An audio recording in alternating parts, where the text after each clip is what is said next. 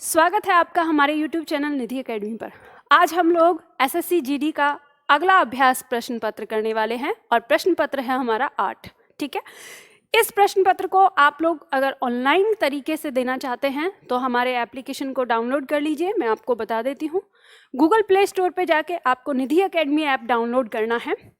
Registration करेंगे तो इस तरह से दिखेगा और आपको टेस्ट सीरीज, ये जो ऑप्शन है टेस्ट सीरीज वाला, इस पे आपको क्लिक करना है। आप यहाँ जाएंगे तो आपको सबसे पहले फ्रंट पे ही एसएससी जीडी का टेस्ट पेपर मिल जाएगा। फ्री ऑफ कॉस्ट है, इसका कोई चार्ज नहीं है। तो जितने भी पेपर, यानी आज जैसे हम सेट नंबर 8 करने वाले हैं, तो इससे पहले 7 तक भी सारे सेट पेपर आपको यहाँ पर मिलेंगे और सबका एक्सप्लेनेशन आपको मेरे द्वारा मिलेगा, यानी इनकी सबकी व्याख्या मेरे द्वारा वीडियो के द्वारा आपको मिल जाएगा। ठीक है, तो आप लोग अभ्यास करिए और हम इसी तरह से यहाँ पर जब तक आपकी परीक्षा होगी तब तक हम इसको अभ्यास करेंगे। एक दिन पहले आपका पेपर आएगा, आपको उस पेपर को हल करना है और फिर अगले दिन उसकी व्याख्या आ जाएगी।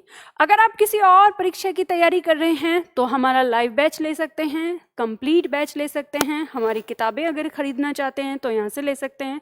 कोई और जानकारी है तो दिए हुए नंबर पर कॉल करके आप पता कर सकते हैं। ठीक है, अब इसके साथ ही एसएससी जीडी की किताब के बारे में बहुत सारे छात्र कह रहे थे कि मैम प्रैक्टिस सेट के लिए कोई किताब बता दीजिए, तो मैंने आप लोगों के लिए किताब बना दी है। अगर आप चाहें तो प्रैक्टिस के लिए ये किताब ले सकते हैं। इसमें कुछ अध्ययन सामग्री भी है जिससे आप अपनी परीक्षा के लिए तैयारी कर सकते हैं। तो ये ऑनलाइन में उपलब्ध है, अमेजॉन और फ्लिपकार्ट, यहाँ से ही ये मिलेगी, तो आप ले सकते हैं। चलिए हम लोग शुरू करते हैं अपना टेस्ट पेपर। तो पहला क्वेश्चन आपके पास है, आपके सामने आ रहा है, आपको जल्दी से बताना है, फटाफट से आंसर बताना है। यहाँ पर हम देखेंगे पहला प्रश्न हमारा कहता है, यदि दिए गए शब्द के पर्यायवाची शब्द का चयन करें। ठीक है, हमें बताना है कि दिया हुआ शब्द हमें दे रखा है, इसका पर्यायवाची शब्द हमको बताना है। शब्द दिया हुआ है मिहिर, मिहिर का पर्यायवाची क्या होगा? भास्वर, भास्कर, पवन या समीर? तो ध्यान दीजिए, अब मिहिर का मतलब क्या है? मिहिर का मतलब है सूर्य। ठीक है, आपको पता होना चाहिए, पर्यायवाची याद होने चाहिए। भास्वर कहते हैं दिन को। ठीक है, भास्वर किसका पर्यायवाची है? दिन का। और भास्कर है सूर्य का पर्यायवाची। ठीक है, किसका है? सूर्य का।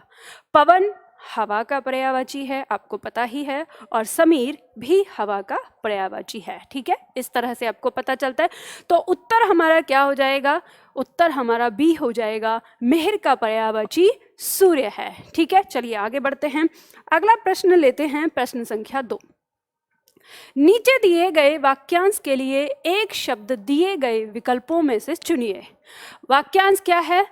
जिसमें कोई विकार न हो उसे हम क्या कहेंगे? जिसमें कोई विकार न हो उसे हम क्या कहेंगे? साकार या अविकार या निर्विकार या आकार?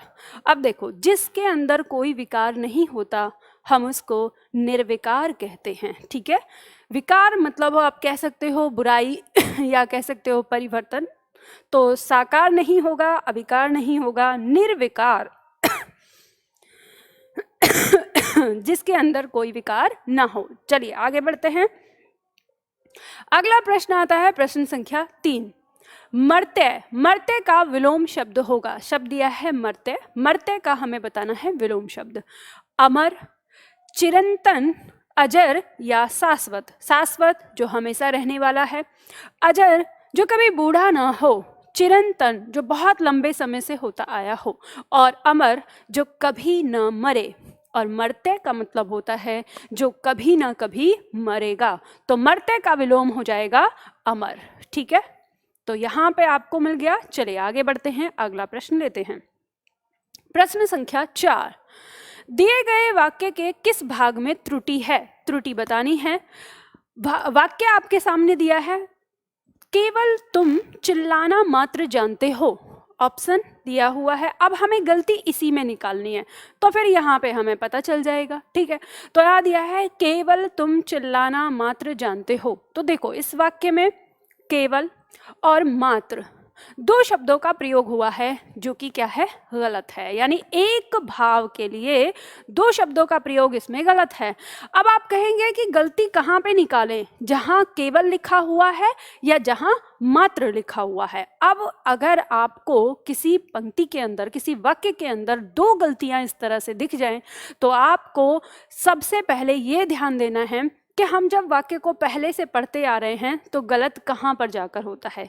तो गलती जो दूसरे नंबर पर प्राप्त होती है वहाँ पर हम, मतलब जो इस तरह से अगर दूसरे नंबर पर दिखाई दे तो वहाँ हम गलती को मानेंगे। तो हम देखेंगे, हम पढ़ते आ रहे हैं केवल तुम चिल्लाना जानते हो, हमें ऐसे पढ़ना चाहिए। तो यहाँ पे मात्र जो आ गया इसमें गलती हो गई, तो फिर जहाँ पर ये दिया होगा वही इसका उत्तर होगा। ठीक है, तो यहाँ हो गया मात्र जानते हो, ये नहीं होना चाहिए। तो आपको पता चल गया कि आंसर क्या है, डी। चलो आगे बढ़ते हैं। नंबर 5 कहता है दिए गए वाक्य का वह भाग ज्ञात करें जिसमें कोई त्रुटि है। कोई त्रुटि नहीं है तो कोई त्रुटि नहीं है वाला चुने। अब यहाँ पर वाक्य प्रश्न दिया है आपका कि लक्ष्मी जी का वाहन उल्लू है। अब देखिए यहाँ पर कमी यहीं पे निकालनी है। तो लक्ष्मी जी का वाहन, अब यहाँ पे वाहन दिया है, वर्तनी अशुद्धि है, क्या होना चाहिए, वाहन होना चाहिए था। तो जहाँ वाहन लिखा है उसमें गलती है, तो ए में दिया है वाहन, यही है त्रुटिपूर्ण। ठीक है, इसी में है त्रुटि। समझ गए बहुत आसानी से। जब आप किसी वाक्य को पढ़ रहे हैं, अगर आपको गलती नजर ना आए तो दूसरी नजर में आपको वर्तनी पर ध्यान देना है, कहीं शब्द में वर्तनी तो अशुद्धि नहीं है। ठीक है, चलो आगे बढ़ते हैं, अगला प्रश्न लेते हैं, प्रश्न संख्या 6।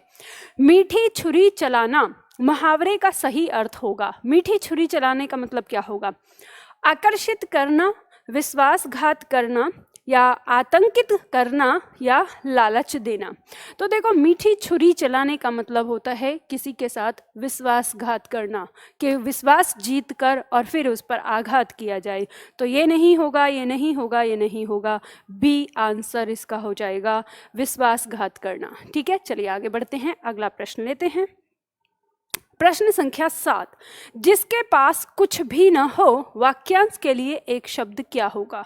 शब्द दिया है अनिकेतन, बी ऑप्शन दिया है अकिंचन, सी ऑप्शन दिया है अक्षम, डी ऑप्शन दिया है निर्धन। तो आपको पता है जिसके पास कुछ भी नहीं होता उसे हम अकिंचन कहते हैं। ठीक है, अनिकेतन का मतलब हो गया जिसके पास घर ना हो, तो अकिंचन यहाँ पर हमारा क्या हो जाएगा, इसका आंसर हो जाएगा। अक्षम का मतलब हो जाएगा जिसके अंदर करने की क्षमता ना हो। ठीक है, निर्धन आप जानते ही हैं, तो आंसर हमारा 7 का बी हो जाएगा। आगे बढ़ते हैं, अगला प्रश्न, प्रश्न संख्या 8। सही वर्तनी वाले शब्द का चयन करना है जिसकी वर्तनी सही हो। शब्द दिया है प्रमुख, शब्द दिया है ज्योत्सना, शब्द दिया है अनुग्रहित, और शब्द दिया है वाल्मीकि। तो देखो आप देखेंगे ज्योत्सना में तो ये स की गलती हो गई, होना क्या चाहिए, ज्योत्सना। ठीक है, ये सही होना चाहिए। अनुग्रहित में यहाँ पर गलती हो गई, क्या होना चाहिए, अनुगृहित। ठीक है, वाल्मीकि, तो वाल्मीकि नहीं होता, वाल्मीकि होता है। ठीक है, तो यहाँ पर बड़ी की मात्रा नहीं होगी क पे, ये हो जाएगा वाल्मीकि। ठीक है, इस तरह से, तो ये सही हो जाएगा, हमारा शब्द है सही प्रमुख, ये ए आंसर हो जाएगा। ठीक है, आगे बढ़ते हैं, अगला प्रश्न लेते हैं, प्रश्न संख्या 9। दिए गए वाक्य में रेखांकित खंड को प्रतिस्थापित करना है। प्रतिस्थापित करेंगे, वाक्य दिया हुआ है हमारा, गरीबी, बेरोजगारी, निरक्षरता आदि बढ़ती जनसंख्या से उत्पन्न समस्या है। अब यहाँ पर दिया हुआ है, अब ऑप्शन दिया है किसी बदलाव की आवश्यकता नहीं है। बी कह रहा है उत्पन्न समस्या होती है, सी कह रहा है उत्पन्न समस्याएं है, और डी कह रहा है उत्पन्न समस्याएं हैं। तो यहाँ पर क्या है, कहा है गरीबी, बेरोजगारी, निरक्षरता। तो ये 3 चीज हो गई, तो मतलब बहुवचन हो गया। तो जब ये बहुवचन हो गया तो क्रिया भी हमारी बहुवचन में होनी चाहिए, तो बदलाव की आवश्यकता है, ये कट जाएगा। समस्या होती है, एक वचन में नहीं होगा। ठीक है, इसके बाद समस्याएं है, अब है पे यहाँ पर बिंदी नहीं है तो ये कट जाएगा। अब ये जो डी आ रहा है आपका, उत्पन्न समस्याएं हैं, तो यहीं पर बहुवचन है और यही हमारा उत्तर होगा। ठीक है, चलो आगे बढ़ते हैं, अगला प्रश्न आता है नंबर 10।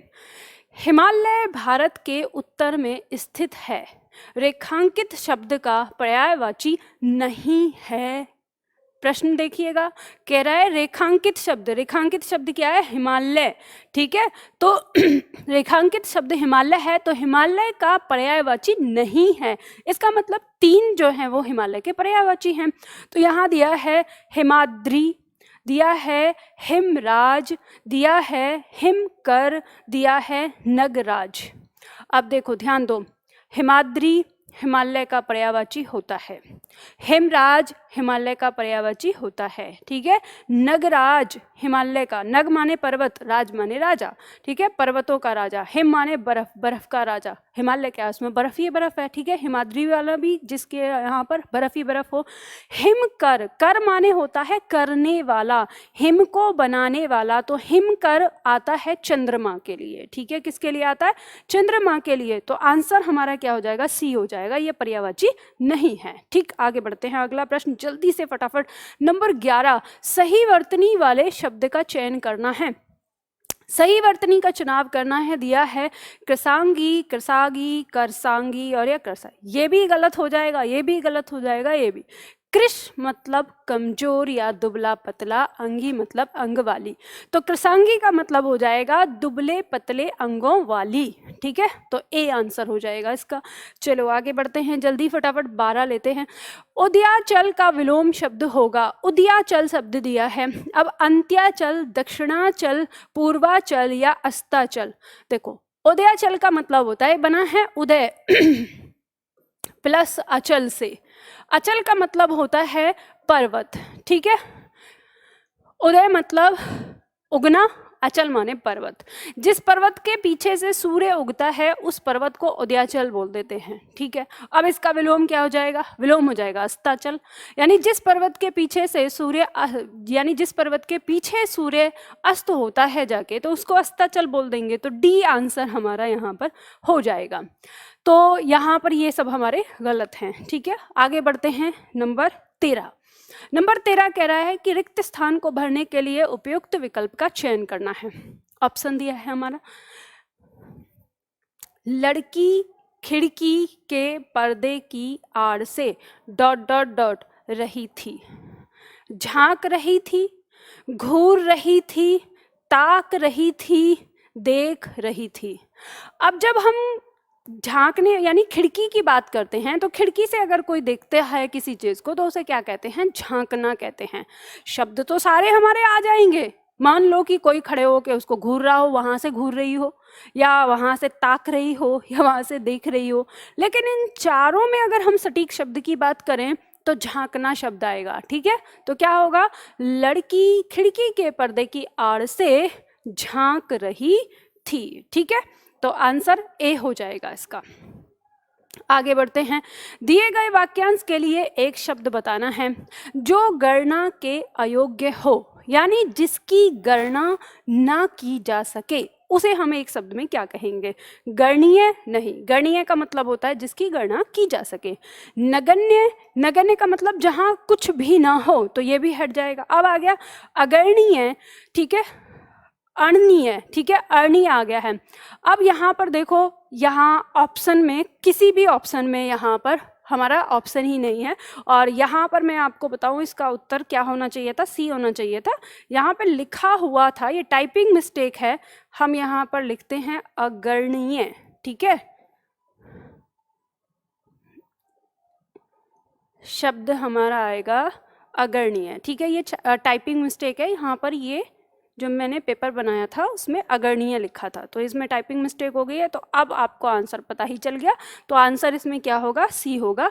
और जो संख्यीय है तो संख्यीय नहीं, तो क्योंकि यहाँ पे कहा है जो गणना के अयोग्य हो, यानी जो जिसकी गणना न हो, तो उसे क्या कहेंगे? हम अगणनीय कहेंगे। ठीक है, तो ये आंसर रहेगा जैसे हमारी परीक्षा में दिया हुआ। अगर हमारी परीक्षा में इसी तरह से गलत हो गया, टाइपिंग मिस्टेक हो गई, तो क्वेश्चन ही हट जाता है। ठीक, चलो आगे बढ़ते हैं। अगला प्रश्न है नंबर 15। नंबर 15 कह रहा है हमारे इसमें भी रिक्त स्थान भरना है। हमारे गांव में एक डॉट डॉट डॉट की स्थापना हुई। यहाँ पे दिया है तालाब की स्थापना हुई, घर की स्थापना हुई, या दुकान की स्थापना हुई या मंदिर की स्थापना हुई? तो अब देखो ये 4 ऑप्शन दिए हुए हैं यहाँ पर कि हमारे गांव में एक स्थापना किस चीज़ की होती है? तालाब की खुदाई होती है। ठीक है, तालाब की क्या होती है? खुदाई होती है, तो ये कट जाएगा। घर का निर्माण होता है, ठीक है, जैसे कहते हैं भवन का निर्माण होना या घर बनाया जाएगा, ठीक है, तो ये हट जाएगा। दुकान खोली जाती है, ठीक है, दुकान क्या होती है? खोली जाती है, तो ये कट गए। अब मंदिर की स्थापना की जाती है, तो यहाँ पर जो हमारा आंसर है वो क्या आ जाएगा? डी आंसर आ जाएगा कि मंदिर की स्थापना की। अच्छा, गांव शब्द से मुझे एक बात याद आई कि अभी जो हमारा इससे पहले सेट हुआ था, सेट नंबर 7, तो उस सेट नंबर 7 में एक शब्द आया था गवार, ये शब्द दिया हुआ था, ठीक है। तो गवार शब्द दिया तो मैंने आपको अर्थ बताया था कि गवार शब्द का अर्थ होता है गांव का निवासी, यानी गांव के रहने वाला। तो इस पॉइंट पर बहुत सारे बच्चों ने कमेंट किया था और मैंने उस चीज़ को देखा तो सबने कहा कि मैम मैं तो समझता था, किसी ने आश्चर्य व्यक्त किया कि हमें पता ही नहीं है, किसी ने मुझे ही गलत सिद्ध कर दिया कि नहीं आप गलत कह रही हैं। तो मैं आपको बताती हूँ, ये गवार शब्द का मतलब कोई मूर्ख होना नहीं होता। अब जिन्होंने इसका विरोध किया उनके दिमाग में तो गवार शब्द का अर्थ जो है वो मूर्खता से गया होगा कि गांव के लोगों को आप गवार कह रही हैं। अरे गांव के लोगों को गवार कहने का मतलब होता है गांव का निवासी गवार होता है, गवार का मतलब मूर्ख होना नहीं होता। अब कैसे इस बात को समझो, जैसे एक शब्द होता है, मुझे ये बताइए, ये शब्द होता है साला, इसका मतलब क्या है? साला कहते हैं पत्नी के भाई को, ठीक है, किसको कहते हैं? पत्नी के भाई को। ये क्या है? एक रिश्ते का नाम है, एक रिश्ता है कि आपकी पत्नी का जो भाई है उसको क्या कहा गया है? साला कहा गया है। लेकिन अगर कोई व्यक्ति आपको साला कह दे तो आपको ये क्या लगती है? गाली। क्या लगती है? गाली। और आप देखेंगे जब कोई भी किसी को बोलना चाहता है तो साला साला साला या साली इस तरह का शब्द का प्रयोग करते हैं और लोग इसको क्या लेते हैं? गाली से मतलब निकालते हैं इसका, जबकि ये गाली नहीं है, जबकि असलियत में ये एक रिश्ता है। और ये एक रिश्ता है तो आपने, आपकी सोच ने, आपकी गंदी सोच ने इसको गलत या कहें इसको गाली बना दिया। समझ रहे हैं ना? हमारी सोच ने, हमारी गंदगी ने, हमारे दिमाग में पल रही गंदगी ने इसको क्या बना दिया? गाली बना दिया। जबकि साला शब्द का अर्थ होता है पत्नी का भाई। इसी प्रकार से ये गवार शब्द है। आप कहें कि सोच ने, हमारी सोच ने, जो शहर के निवासी हैं, उन शहर के निवासी अपने दिमाग में एक सोच पैदा कर ली कि जो गांव से आया हुआ है वो मूर्ख है, या जो गांव से आया है तो वो उसको ऐसे बोलते हैं, ऐसे करके गवार है, ये तो गवार है। गवार का मतलब मूर्ख होना नहीं है, ये एक जबरदस्ती की गाली बनाई गई है। समझ गए क्या? यानी जो गवार शब्द है इसका शाब्दिक अर्थ होता है गांव का निवासी, लेकिन इसको जबरदस्ती हमारी सोच ने, हमारे दिमाग की गंदगी ने, हमारे अपने आप को, जो शहर के लोग हैं वो ये सोचते हैं कि मैं बहुत ज़्यादा चतुर चालाक हूँ, मैं बहुत ज़्यादा समझदार हूँ और गांव का जो है वो मूर्ख है, वैसी सोच रखने वाले लोगों ने इसको एक गाली की तरह प्रयोग किया है, जबकि ये गाली नहीं है। इसका अर्थ कोई नकारात्मक नहीं है, इसका मतलब कोई बुरा नहीं है। और आप लोगों की जानकारी के लिए बता दूं, मैं खुद गांव से हूं, मैं बहुत छोटे गांव से आती हूं। आप में से बहुत सारे छात्रों ने कहा था कि मैम आप गांव वाले लोगों को गवार कैसे बोल सकती है? अरे मैं खुद गवार हूं, मैं खुद गांव की निवासी हूं। ये बात अलग है कि मैं अपनी आजीविका के लिए आज शहर में रहने लगी हूं, लेकिन मेरी जड़ें गांव से हैं। मैं भी गवार हूं, मैं भी ग्रामीण हूं, मैं भी ग्राम्य हूं। समझ रहे हैं आप? इसका मतलब यह नहीं है कि ये गाली है, ठीक है। शब्द आता है नागर। नागर का मतलब होता है नगर का रहने वाला। एक छात्र ने कहा था कि मैम नागर का मतलब चतुर होता है। नागर का मतलब चतुर भी होता है और नागर का मतलब शहर का व्यक्ति भी होता है, एक शब्द के दो अर्थ भी निकलते हैं, ठीक है। तो आप पूरी जानकारी लिया करिए, आराम से पढ़ा करिए, सब चीज़ों को समझा करिए। नागरिक शब्द का प्रयोग हम शहरी और ग्रामीण दोनों ही व्यक्ति के लिए करते हैं। तो जो आपका प्रश्न था सेट नंबर 7 में, मैं समझती हूँ आप लोगों को अब समझ में आ गया होगा। और जिन छात्रों ने मुझसे मुंह बना लिया था ये बात सोच के कि मैम आप कैसे गांव वाले लोगों को गंवार कह सकती हैं, अब उनको समझ में आ गया होगा। समझ गए? ठीक है, चलो आगे बढ़ते हैं, अगला प्रश्न लेते हैं। नंबर 16 कहता है दिए गए वाक्य में रेखांकित खंड को प्रतिस्थापित करना है। प्रतिस्थापित करना है, चलिए देखिए प्रश्न दिया है हमारा, मैंने दूध पीकर स्कूल चला गया। अब मैंने दूध पीकर स्कूल चला गया, तो आपको पता है कि गलती क्या हो गई, यहाँ पर गलती हो गई, ठीक है। मैंने नहीं होना चाहिए। अब देखेंगे क्या हुआ, मैं दूध पीकर, आगे दिया है किसी बदलाव की आवश्यकता नहीं, बदलाव की आवश्यकता है तो ये कट जाएगा। मैंने दूध पीकर और स्कूल चला गया, ये भी गलत हो जाएगा। मैंने दूध पीने के बाद स्कूल चला गया, ये भी गलत हो जाएगा। तो क्या होगा, मैं दूध पीकर स्कूल चला गया, तो ये ए सही हो जाएगा, ठीक है। इस तरह से हमारा ये प्रश्न होगा। चलो आगे बढ़ते हैं, अगला प्रश्न लेते हैं। भारत में अनेकों राज्य हैं, शब्द दिया है भारत में अनेकों राज्य हैं, वाक्य में रेखांकित शब्द कौन से कारण से अशुद्ध है। यहाँ पर देखेंगे हमें बताना है कि ये किस कारण से अशुद्ध है, किससे संबंधित गलती है इसमें। सर्वनाम संबंधित गलती है, क्रिया संबंधित गलती है, वचन संबंधित गलती है, या संज्ञा संबंधित गलती है। शब्द दिया है अनेकों, ये शब्द हमारा क्या है, ये वचन को बताता है। वचन क्या है यहाँ पर, अनेक, मतलब शब्द क्या है, अनेक। और ये अनेक शब्द जो है अपने आप में क्या होता है, बहुवचन होता है। लेकिन हम सोच रहे थे कि इसको बहुवचन बना दें और हमने अनेक को क्या कर दिया, अनेकों। तो इसमें जो यहाँ पर गलती है, अब देखो अगर यहाँ पे होता वर्तनी संबंधी तो हमारा जो उत्तर है वो वर्तनी संबंधित होता, सही, ठीक है, बिल्कुल सटीक उत्तर जो है वो क्या है, वर्तनी संबंधित गलती है। लेकिन ऑप्शन में यहाँ कहीं नहीं है, तो फिर इसका दूसरा लिंक किससे जुड़ता है, वचन से जुड़ता है, तब हम इसका उत्तर सी लगाएंगे। वचन से, यानी ये वचन संबंधित गलती है। चलो आगे बढ़ते हैं, अगला प्रश्न, प्रश्न संख्या 18 से लेकर 20 तक। ऑप्शन दिया है हमारा गद्यांश है, और गद्यांश आपके वही रिक्त स्थान की तरह है, बढ़िया है, ठीक है। देखते हैं, मनुष्य को तो मनुष्य ही सुख दे सकता है, यहाँ पे दिया है मनुष्य को तो मनुष्य ही सुख दे सकता है, परस्पर की निष्कपट सेवा ही से मनुष्य जाति का ... हो सकता है। अब क्या हो सकता है, कल्याण हो सकता है, विरोध हो सकता है, सम्मान हो सकता है, या नुकसान हो सकता है। परस्पर की निष्कपट, परस्पर का मतलब एक दूसरे के लिए, ठीक है। तो एक दूसरे के लिए निष्कपट सेवा से ही मनुष्य जाति का क्या हो सकता है, कल्याण हो सकता है, ठीक है। तो क्या होगा, कल्याण हो जाएगा यहाँ पे। तो हमारा जो उत्तर है वो ए हो जाएगा। आगे बढ़ते हैं, अगला आता है, तो यहाँ पे हमने क्या लिखा, यहाँ पर लिखा हमने कल्याण, कल्याण हो सकता है। धन इकट्ठा करना तो मनुष्य जाति के आनंद मंगल का एक ...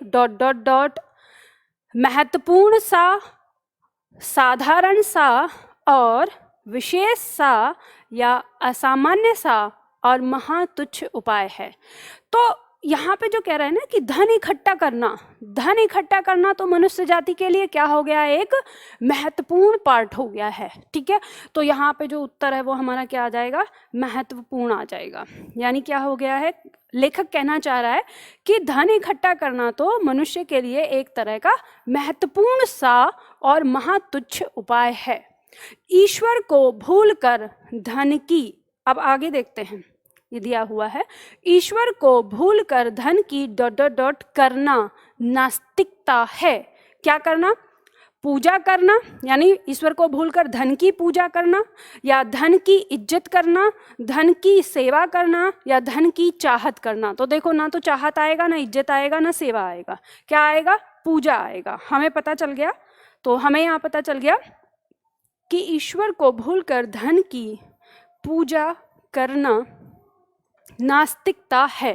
ठीक, तो हमारा ये जो गद्यांश है ये यहाँ पर इस तरह से पूरा हो जाता है। आसानी से आपको इन सभी के उत्तर मिल गए और आप इसे आसानी से कर सकते हैं। ठीक है, आप सभी लोगों को एक बार फिर से बता देती हूँ, अगर आप इसको ऑनलाइन करना चाहते हैं, ठीक है, क्या आप इसको अगर ऑनलाइन देना चाहते हैं तो आप ये कहाँ दे सकते हैं? तो इसके लिए आपको हमारे एप्लीकेशन पर जाना होगा। हमारा एप्लीकेशन डाउनलोड करना होगा, निधि एकेडमी ऐप, और उसमें टेस्ट सीरीज जहाँ पे लिखा हुआ है यहाँ जाकर आप अपना ये टेस्ट पेपर दे सकते हैं, फ्री ऑफ कॉस्ट है। तो चलिए आज के पेपर में, आज के टेस्ट पेपर में आप लोगों के कितने अंक आए ये कमेंट बॉक्स में मुझे ज़रूर बताइएगा। तो आज के लिए इतना ही करते हैं, फिर मिलते हैं अगले वीडियो में अगले सेट पेपर के साथ।